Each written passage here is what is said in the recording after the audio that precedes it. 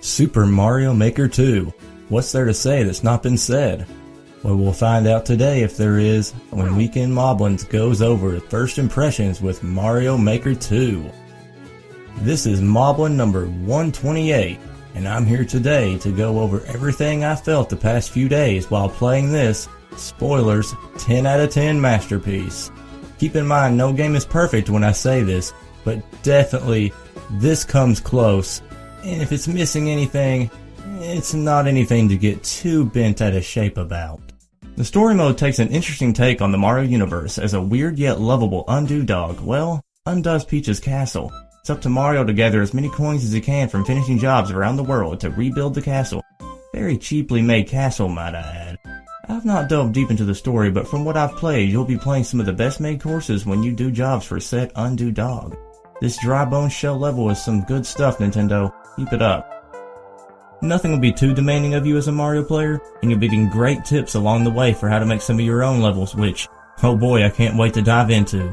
The multiplayer, on the other hand, from a local standpoint, is everything you would want it to be, if you're playing on the same Switch anyway. You'll be limited to one screen, but trust me, you'll have the time of your life if you're playing on the right level.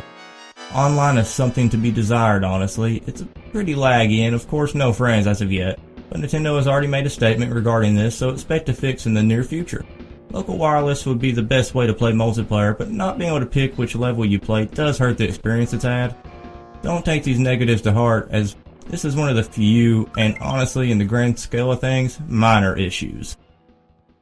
I've seen plenty of other videos from Gimmicks and others going over what all was missing from the game, and first, yes, sadly, Lanky Mario's nowhere to be seen. Gonna miss that creepy little guy, along with amiibo costumes and overlaying pipes. Don't worry, fellow aesthetic maniacs, the overlaying pipes doesn't mean you can't place them over top each other, meaning you're good to go.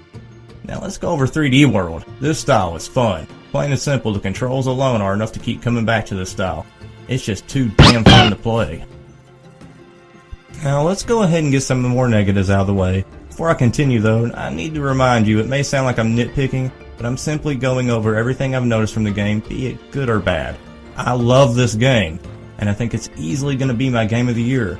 Going on, 3D World doesn't go between other styles, meaning, yes, once you've started a level, you better stick with the 3D style, or else, when you click to other styles, you will delete everything you've been working on. Unless you're like me, and save every few minutes anyway because, well, you've got serious issues.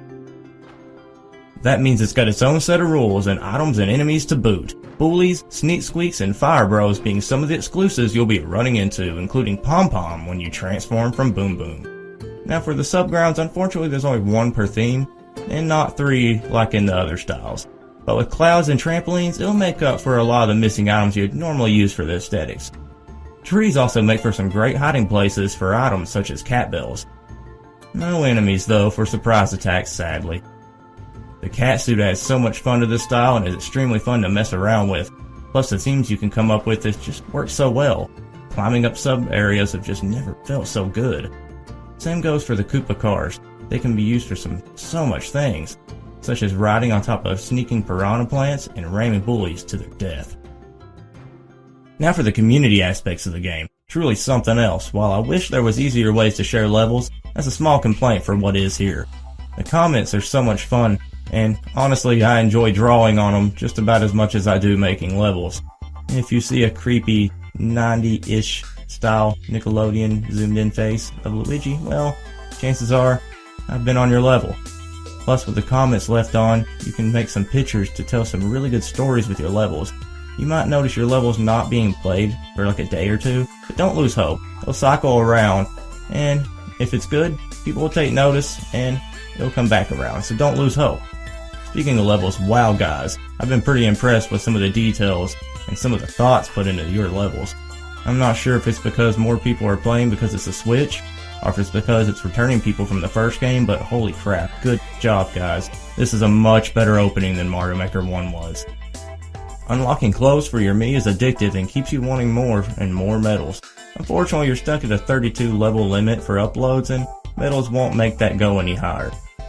But just pick the levels you upload wisely, and just try to produce the most quality of uploads and you should be good to go. I'll admit this is a bit disappointing, but maybe like the Friends update, this might come with a fix later down the road. I really like the boo and like options for levels because, well, it keeps the rotating troll levels out of the way, but without hurting anyone's feelings at the same time. Now here's hoping your levels won't just get randomly taken down like in the first game. Now time to move on to my favorite thing about this game, creating the levels, the options. I love it.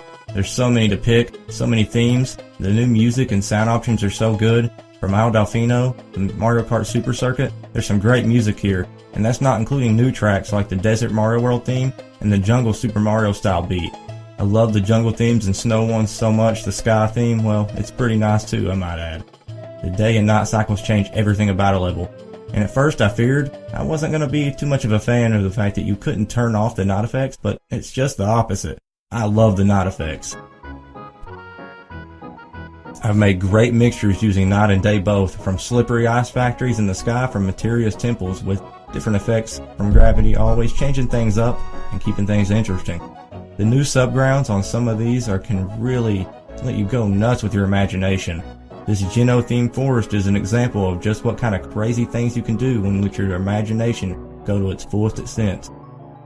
Thank you so much for this, Nintendo. It's these kind of things that keep me coming back to you year after year. The custom scrolls are one of my favorite new things, and you can make very ice climbers or Donkey Kong Tropical Freeze-ish type levels with ease. And also, my fellow people that just love to hate themselves, you can make some very intense and crazy levels that'll just keep you on your toes. Not to mention the vertical sub areas.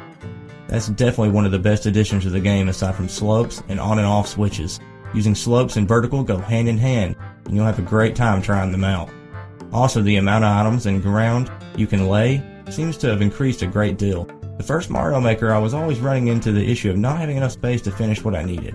But this time around, I've yet to come across this issue, and I use a lot of what the game offers, so that's pretty impressive.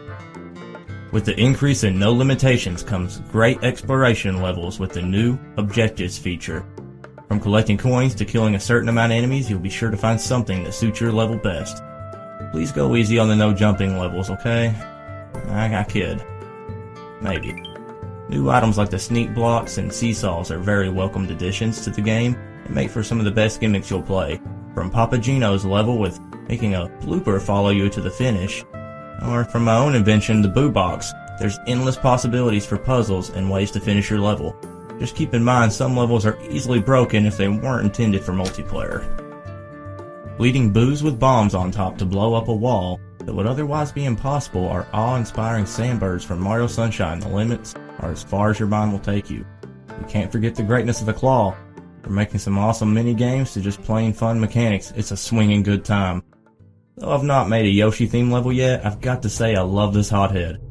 Now add in some other colors, Nintendo. Black Yoshi with anti-gravity, anyone? Going back to the aesthetics before we wrap things up, I've got to go back to the slopes again. Nothing is too boring or lifeless anymore, mostly thanks to these guys. Adding so much feel to your levels has never been so possible. And at the end of the day, I can talk on and on for hours about Mario Maker, but I'm guessing you've got more important things to do than listen to this country boy talk about Mirio all day. All jokes aside, making levels for this game, just keep in mind, when you're making them, what makes a level great? What makes your level your level? Mechanics are a big part of it, but that's only half. The feel is what keeps players coming back to your levels.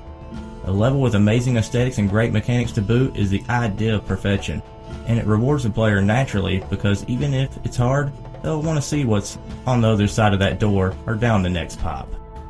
And that, ladies and gentlemen, is what keeps your level in someone's mind hours after turning off the game and wanting to get the best score worldwide. More importantly, it's fun, and that's exactly what Mario Maker is all about.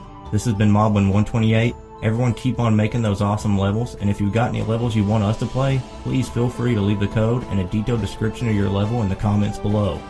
We'll only be playing the ones with the details in the descriptions. It's not that we think anyone posting without them, your level is going to be terrible or anything. It's just, we want to be sold on the level and know at least a little bit about it before we play it. We'll be going over the best levels at the end of the week, and the top 5 will be showcased on the channel.